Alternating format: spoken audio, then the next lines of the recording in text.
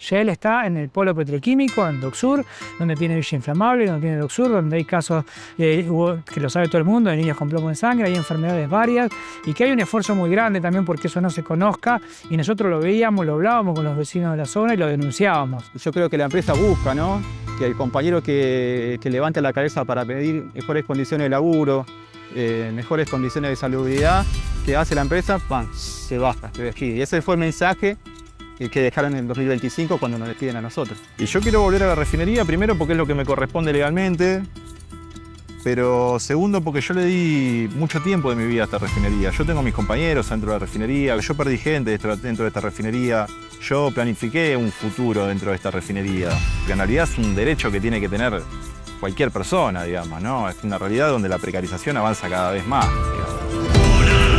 Hay despidos en la empresa Shell. Están reclamando la reincorporación de 10 personas. Esto es un despido discriminatorio completamente. Tiene pérdida, tiene más bien ganancia. ¿Por qué son tan corruptos? La pregunta. Gustavo, Fernando y Pablo son brigadistas y técnicos con años de trabajo en Raízen Shell, una de las refinerías más importantes del país. Ellos denunciaron sobre los riesgos ambientales y las fallas de la planta en Dock Sud.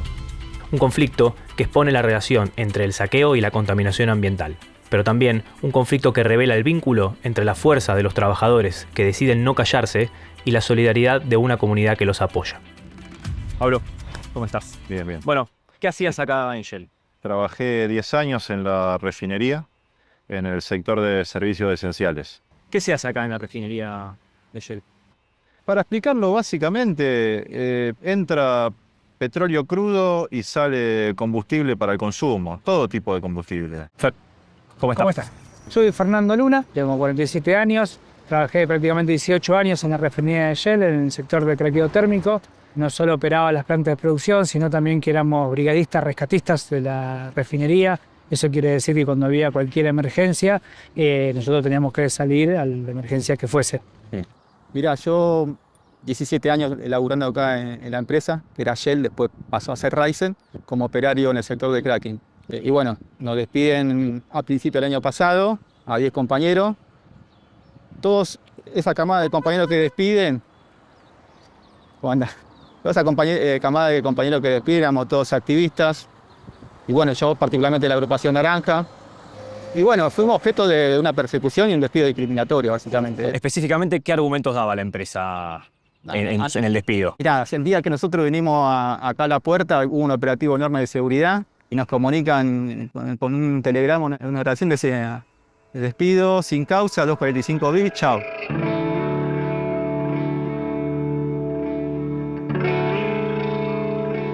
El trabajo en sí, para todo aquel que es técnico, es un trabajo fascinante. Lo malo que tenía es que, como muchas empresas, en cuanto a las cuestiones de mantenimiento y seguridad, eran difíciles. O sea, para cualquiera que es técnico, trabajar dentro de refinería es algo que a uno le gusta y puede desarrollarse todo su conocimiento técnico, pero obviamente la empresa va a contramano de eso. Al reducir mantenimiento, el mantenimiento ponía en riesgo las tareas cotidianas, entonces eso hacía que el trabajo empezara a tener más complicaciones, sobre todo en el último tiempo. Nosotros somos parte de la lista naranja, que uno de los reclamos históricos de la lista naranja es que existe una comisión de seguridad e higiene integrada por los trabajadores, que sea independiente de la empresa, que pueda llevar adelante los reclamos más sentidos de todas las plantas. ¿Y qué argumentos da la empresa? La empresa a nosotros nos despidió con un telegrama muy escueto que menciona el artículo 245 bis. Y este artículo 245 bis lo que hace es habilitar los despidos discriminatorios. Estoy en la vía pública, amigo.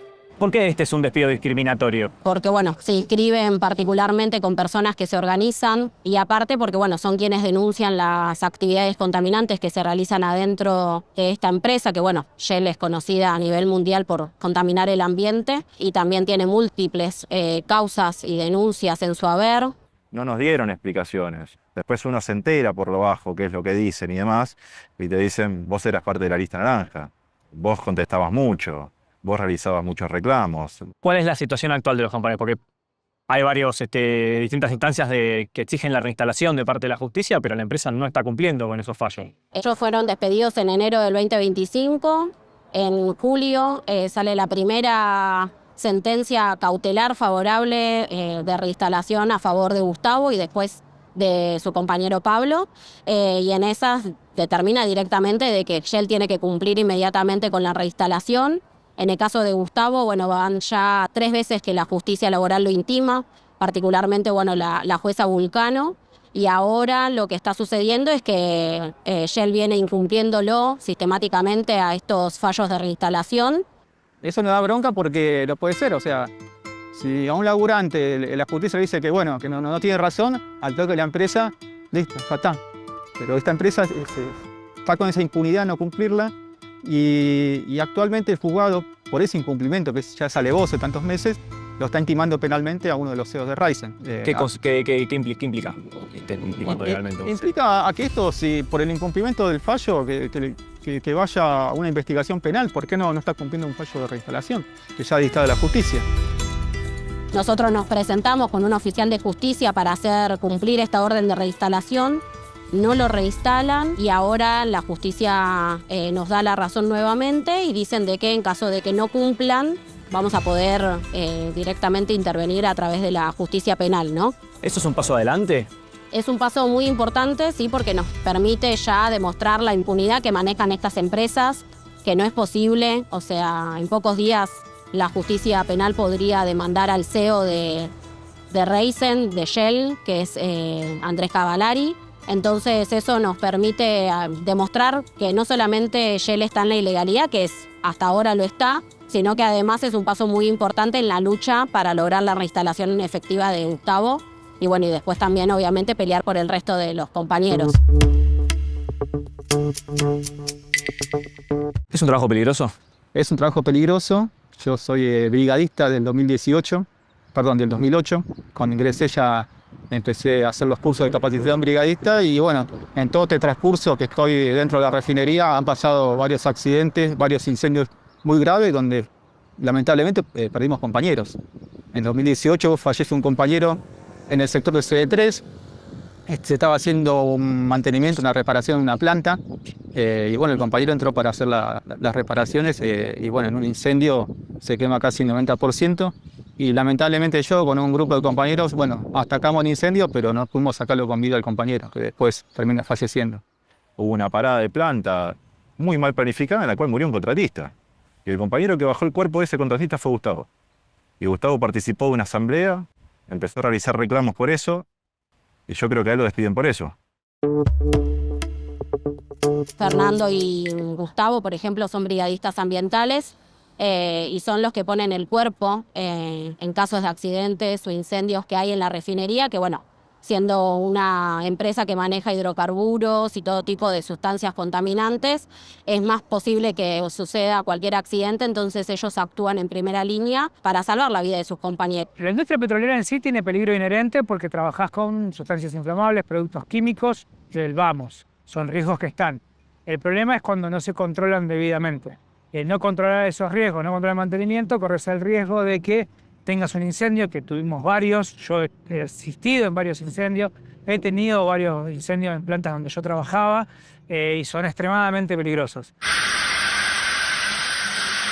Es un trabajo muy peligroso, es un trabajo de riesgo. Sí, totalmente. Yo en la última planta donde trabajé, nosotros teníamos un sistema de filtrado en el agua en el cual utilizábamos soda cáustica y ácido sulfúrico. Estábamos en una planta rodeada por caños, algunas con mayor, otras con menos presión, con esos productos químicos que son altamente corrosivos. Claro. ¿La empresa garantizaba las condiciones de seguridad? ¿Cómo lo vivían ustedes ese día a día con todo ese combo explosivo? Nosotros siempre pensamos que hay como un doble discurso, porque por un lado te garantiza todos los elementos de protección, como es el mameluco, los zapatos, los guantes, el casco, las gafas, y tiene una normativa muy rígida sobre ese aspecto. Pero después, por otro lado, en las plantas se trabaja a rotura. O sea, hay elementos del propio proceso productivo que hasta que no se rompen, no se cambian. Y los últimos años la empresa fue llevando hasta el final esa lógica con la cual producir, que incluso ha generado letalidades. En marzo del año pasado falleció un compañero porque quisieron, nosotros ya estando despedidos, porque quisieron adelantar un trabajo de forma completamente insegura. En el Coker, donde está la torre más grande que uno ve allá, también en un accidente muy terrible, en tareas de mantenimiento, ¿no? por acelerar los ritmos digamos, de reparación, para empezar a producir de nuevo, apuran todo eso y ahí también fallece un compañero, Aníbal Sánchez. ¿Cómo te marcó a vos a eso en tu día a día, con tu tarea y esa Es que responsabilidad que siempre lo tenías? hablamos entre los compañeros, ¿no? Que es un laburo que se arriesga mucho la vida, ¿no? Porque son cosas que vos sabés que pasan productos calientes, productos que también son perjudiciales a la salud. Me despiden estando de licencia médica, que obviamente me despiden con la excusa de estar enferma. Si te lastimas, la empresa te descarta, es así. No hay, lo viví yo una vez y ahora lo vivo por segunda vez. O después tenemos el caso de Analía Portillo, que ella es mamá, orgullosa de una nena con autismo, y se cansó de reclamar a la empresa que existe un lactario para que las mujeres madres puedan garantizar el cuidado de sus hijos.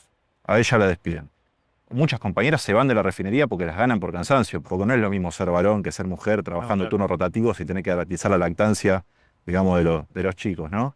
¿Cuál es la situación de las mujeres específicamente dentro de la planta? Porque imagino que con tantas denuncias de discriminación no debe ser tampoco fácil trabajar para una mujer dentro de la planta. Bueno, las mujeres particularmente, si ya de por sí Shell discrimina, a las mujeres las discrimina aún más.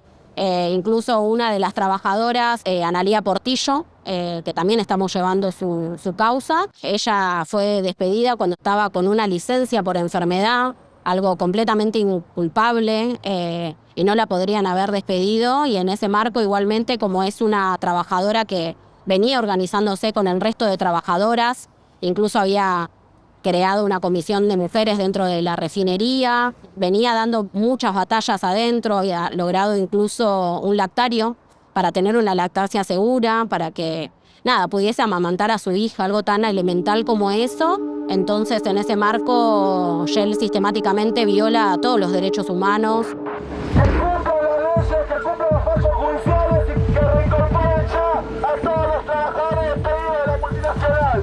En 2014, la empresa despidió a una decena de trabajadores de su planta en Dock Sud. Al igual que ocurre en la actualidad, los empleados habían denunciado que la mayoría de los despedidos eran obreros que buscaban organizar una nueva lista de delegados y que habían participado en reclamos ante diversos problemas. ¿Por qué te despide Shell? ¿Qué argumentos da la empresa para echarte? Eso es muy bueno. Nosotros es el segundo despido que tenemos, eso es lo más interesante. La primera vez, en el 2014, nos despiden sin causa, por medio de la justicia, y aparte de una pelea inmensa que dimos, demostramos que el despido era persecutorio justamente porque denunciábamos estos problemas de seguridad. Yo, a lo largo de mis años en la refinería, también me recibí de licenciado en Seguridad y Higiene, con lo cual tenés más argumentación aún, pero denunciamos las condiciones de seguridad como los problemas de trabajo, que eso también abarcaba toda la parte gremial, de cómo se regulaban los trabajos y demás. En 2014 ocurre el despido. Nosotros en 2012 habíamos presentado una lista alternativa al gremio porque estábamos en contra de las políticas que venía llevando el gremio, y presentamos una lista que era la lista naranja. El gremio la habilitó, pero un día antes de la elección nos impugnan toda la lista, con argumentos ridículos, que no pagamos la cuota sindical, todo. A partir de ese momento donde la empresa nos empieza a perseguir, con cuestiones de laburo, y bueno, llegando al 2014, cuando se iba a hacer una nueva elección, es cuando nos despiden a nosotros y a una tanda más de compañeros que éramos activistas. Y bueno, ahí empezamos nuestra primera pelea, que fue por la reincorporación de los compañeros. Una pelea que dimos enorme. En ese momento estaba Aranguren, que después fue ministro de Macri. Donde todo el mundo nos decía, bueno, no, es imposible, muchachos, que usted entre. Acá hay poderes más grandes que ustedes no pueden manejar. Y bueno, hemos demostrado que peleándola, sin bajar los brazos, hemos logrado esa primera instalación, donde entró primero Analía Portillo, una compañera que reclamaba por los derechos de las mujeres. Las mujeres son muy pocas acá en la refinería. Y bueno, después entró Fernando Luna, y yo después, en el 2016, ingreso nuevamente. ¿Crees que ese despido, esa pelea, esa reincorporación está relacionada con el despido actual? Yo creo que sí, hay un ensañamiento con nosotros de la empresa que bueno, buscó el momento político, mejor que este, el de Milei, para poder despedir a nosotros, los que levantábamos la cabeza, y un grupo más de compañeros que era lo único que reclamábamos nosotros, mejores condiciones de laburo. no dejar la vida en la refinería. No queremos laburar así, con ese miedo que después no volver a tu casa. Entonces, reclamar por condiciones de seguridad, por laburar mejor, creo que tiene que ser algo natural, y para esta empresa no lo es. Esas cosas como haber denunciado las condiciones de trabajo, haber pedido mejores condiciones de seguridad en la investigación sobre enfermedades y demás, resultó una persecución muy grande sobre nosotros, que terminó en los despidos en 2014 y ahora nuevamente donde nos vuelven a despedir. La verdad es que éramos los únicos que hacíamos las denuncias, tanto de seguridad, sindicales, como los problemas ambientales que afectan a la zona. Shell está en el polo petroquímico, en Dock Sur, donde tiene villa inflamable, donde tiene Dock Sur, donde hay casos, que lo sabe todo el mundo, de niños con plomo en sangre, hay enfermedades varias, y que hay un esfuerzo muy grande también porque eso no se conozca, y nosotros lo veíamos, lo hablábamos con los vecinos de la zona y lo denunciábamos. Nosotros entendemos, por supuesto así lo entiende el presidente y es parte de nuestra agenda, eliminar cualquier vestigio de las ideologías de izquierda. Hay una relación directa, pero muy directa, entre esta empresa multinacional y el gobierno de Milei.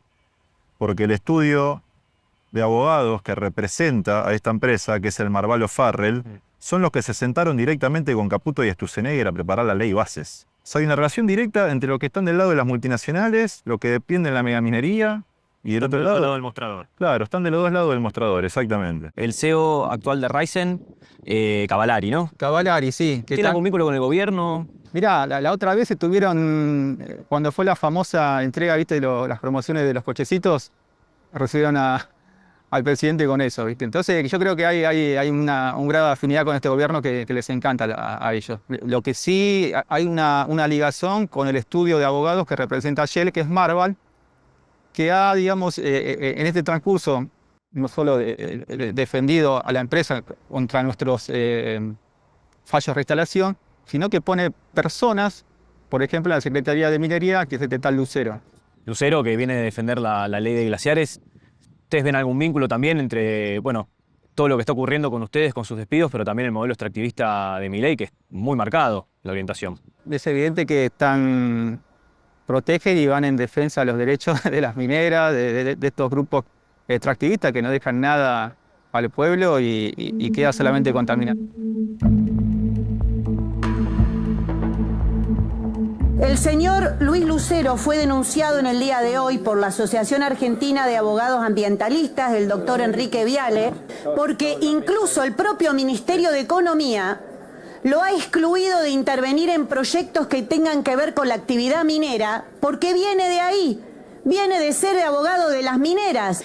Yo también soy abogada, y soy abogada, por ejemplo, de un trabajador que se llama Gustavo Mitchell, de la empresa Shell, que la Cámara Laboral ha ordenado su reinstalación no solo porque fue discriminado por cuestiones políticas, sino también porque una de las empresas por lo que esta petrolera lo despidió es porque es un activo defensor de los derechos ambientales de la zona donde está la destilería Shell y la contaminación que viven los habitantes de la zona sur del Gran Buenos Aires. Ellos fueron incluso reconocidos en un fallo como defensores ambientales. ¿Qué implicancias tiene eso?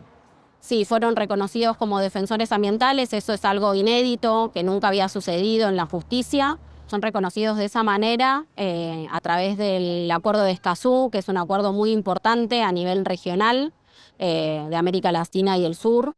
Un acuerdo internacional que lo que establece al Estado argentino es la obligación de defender a quienes denuncian actividades contaminantes, a los trabajadores particularmente. Bueno, y el Estado tiene que prevenir a través del artículo 9, se obliga a cualquier tipo de hostilidad para los defensores ambientales, que son quienes denuncian actividades contaminantes, bueno, particularmente los trabajadores en la refinería. Están obligados también porque es un acuerdo que ha sido ratificado por la Argentina a través de la ley 27.566, y en ese sentido nos parece que marca un precedente muy importante porque es la primera vez también que la justicia laboral tiene en cuenta a los trabajadores como defensores ambientales, y al Acuerdo de Escazú marcando también un hito muy importante para todos los defensores ambientales y las personas que vienen llevando adelante y organizándose en defensa del ambiente. ¿Cuál es el plan de la instalación de una planta de coque en Dock Sur? nos enteramos por gente que trabaja en el polo petroquímico de que iban a instalar una planta y empezamos a averiguar. Nosotros vivimos sentados en un polvorín. Yo me crié en este barrio. En la década del 90, cuando yo era chico, iba a la primaria. Por un lado, la Shell tenía una política de llevar a las escuelas a hacer excursiones escolares adentro de la refinería. Te regalaban un juguetito, una toalla, te decían, miren qué lindo cómo produce Docsud. Pero por otro lado, vos caminabas por las avenidas con Nicolás Avellaneda y veías las pintadas de las agrupaciones ambientales diciendo no a la planta del coker. La planta del coker es la planta más alta que tiene la refinería.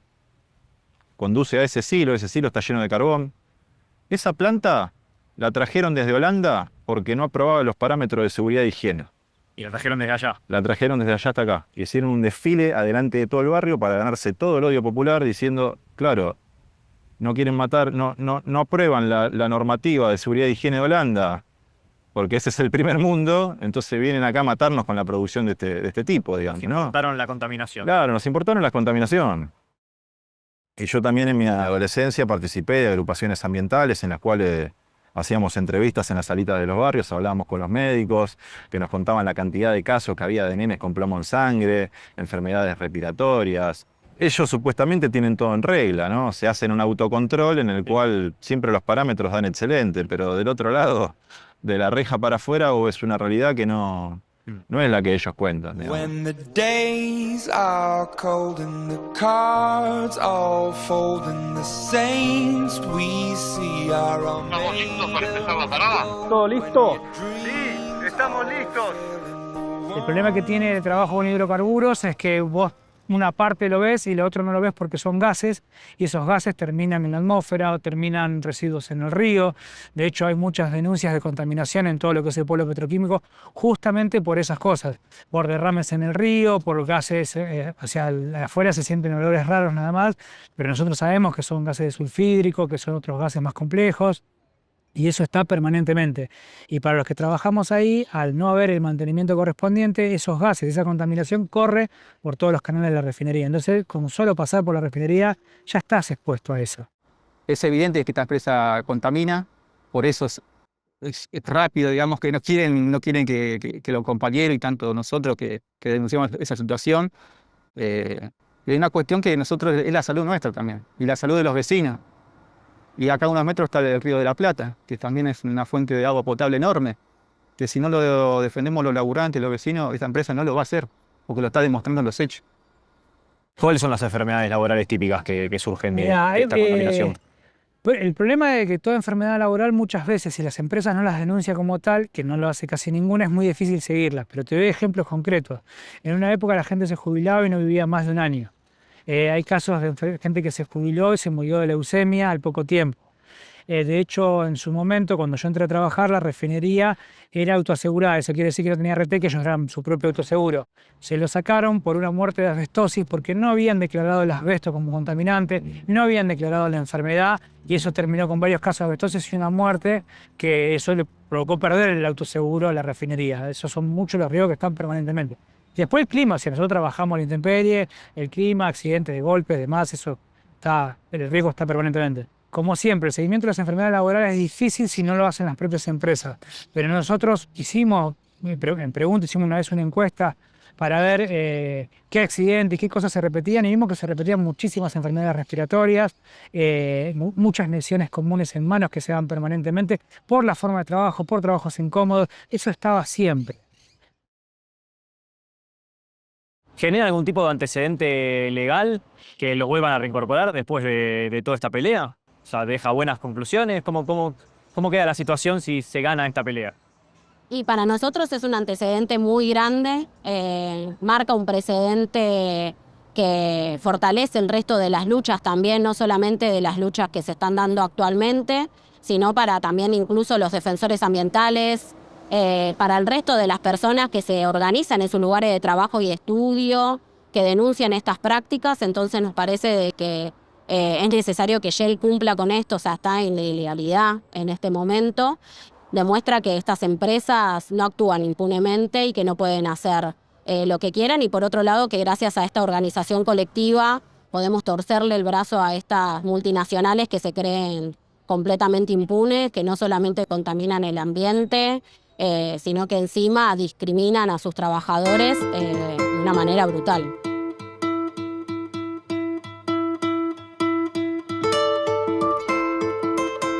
¿De cómo están continuando esta pelea?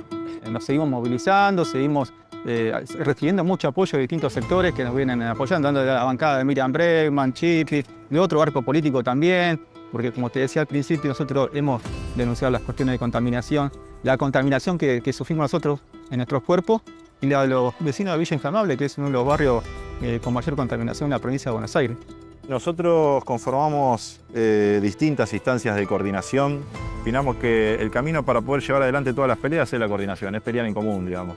Si peleamos separados no vamos a poder, si unimos todas nuestras fuerzas yo creo que hay futuro. Y esa es la perspectiva que nosotros queremos construir, digamos, ¿no? Que los trabajadores avancemos en esa alianza con la cual podamos realmente llevar hasta el final todas nuestras demandas, ¿no? ¿De cómo están continuando esta pelea? Más allá de las presentaciones legales, que... Mirá, a nosotros nos dio mucha fuerza la pelea de los jubilados que hemos ido todos los miércoles. Bueno, participamos en lo que fue la pelea contra la reforma laboral. Y bueno, nos vamos sumando a distintos conflictos como fue la industria Max en zona norte, los compañeros de FATE. Nosotros buscamos la unidad ahí con los trabajadores del Garrahan, que también han demostrado que se le puede ganar al gobierno. Y bueno, nosotros nos fortalecemos de eso. ¿Tenés hijos, Gustavo? Tengo 3 hijos. ¿Cómo están ellos también en este momento, en tu situación? Y fue un golpe bastante fuerte porque para ellos, con mucha bronca, porque saben que su viejo labura, que ha dejado muchas cosas, ¿no? Muchos cumpleaños a veces no se puede ir porque se laburaba. Y bueno, también me da mucha fuerza para seguir peleando por ellos, por un futuro mejor para ellos. Pareciera que este gobierno nos quiere arrebatar el futuro, pero nosotros lo vamos a pelear. Es una pelea que deja muchos ejemplos, ¿no? También. Sí, yo creo que sí. Eso es lo que le quiero dejar a mis hijos, ¿no? ¿Qué conclusiones sacás vos de esta pelea, de la pelea también del 2014? No, que primero que nunca hay que ceder nuestros derechos. Nunca. Siempre hay que organizarse y seguir. Tenemos familia atrás. En mi caso en particular, a mí me echan con mi señora con cáncer. Una razón más aún para no quedarte callado. No, los derechos no se negocian, ni los nuestros ni los de nadie. Entonces hay que salir y pelearlo. Y cuando uno sale y se mueve, hay alternativas. Y nosotros lo demostramos. Lo demostramos en el 2014, lo estamos demostrando ahora. Si bien hay un clima difícil porque tenemos una reforma laboral encima, hay un gobierno que presiona en darle más cosas a las empresas, pero a la vez nosotros demostramos que si nos organizamos se pueden lograr muchas cosas. Y no importa lo que pase, hay que seguir en la calle peleando y organizarse. Hay muchos trabajadores que están en la misma situación que nosotros y no hay que quedarse callado, no hay que quedarse ni callado ni quieto, hay que moverse. Y la organización empieza a crecer y cuando crece la organización empieza a haber frutos. Hay primeros pasos judiciales, hay restauraciones en otros lugares, pero bueno, es así, hay que salir a pelear por nuestros derechos, no se negocia. A vos. En lo personal también esta pelea, ¿cómo te deja a vos? La situación laboral, digo, es una situación complicada, pero... ¿La estás peleando? La estoy peleando y lo voy a pelear. Hasta el final, porque mi vieja no me enseñó a echar la cabeza. Porque yo perdí compañeros acá adentro.